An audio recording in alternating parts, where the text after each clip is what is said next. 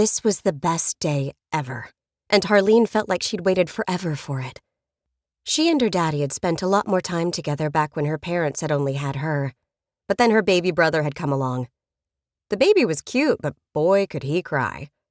Her daddy explained how he was totally helpless and needed a lot of attention, and he was sorry about that.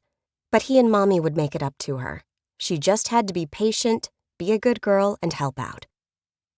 So she was patient, she was a good girl, and helped whenever Mommy needed her. And right around the time she thought Mommy and Daddy might make things up to her, they brought another baby brother home. Now there were 2 of them, and all she could do was go on being good and helping out. But Daddy said they were going to make it up to her. Daddy promised. Then they went to the hospital and brought home yet another baby brother, for a grand total of 3. 3 baby brothers. It was hard to believe that her parents really thought her having so many baby brothers was a good idea. But then, grown-ups could be so weird. If they'd asked Harleen, she'd have suggested going to the movies or seeing the ice capades at Madison Square Garden. But what she really wanted was for Daddy to take her to Coney Island for the day, just the 2 of them. Daddy never got all bent out of shape about how many hot dogs and caramel apples she ate, and he wasn't afraid to go on the Wonder Wheel with her. When Mommy was there, she'd get after Harleen for dripping mustard on her shirt, or having sticky hands from cotton candy, or not wanting the rest of the apple after the caramel part was gone. She knew Mommy couldn't help it. It was how Mommies were. Daddy was different.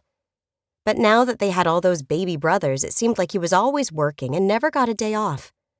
He would apologize to Harleen and tell her they'd have some fun together as soon as he could make the time. Something really, really good. He usually said it as he was going out the door.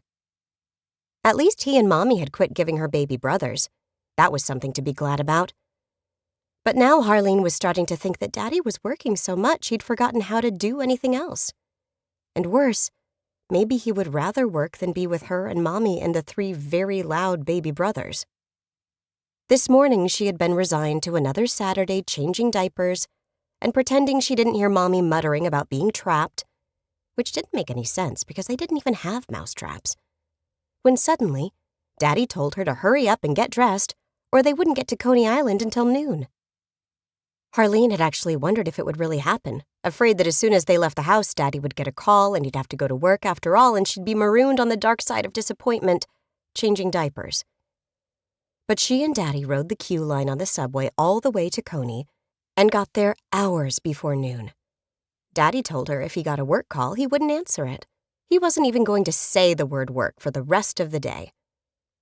And it was a wonderful day.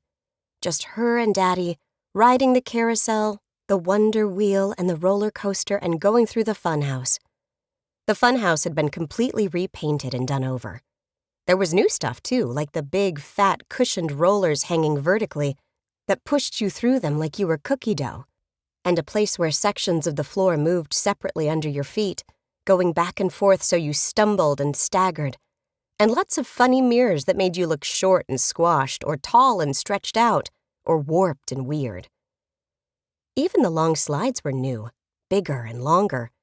She was too afraid to go down one by herself, so Daddy went with her, holding her tight as she screamed with the thrill of it.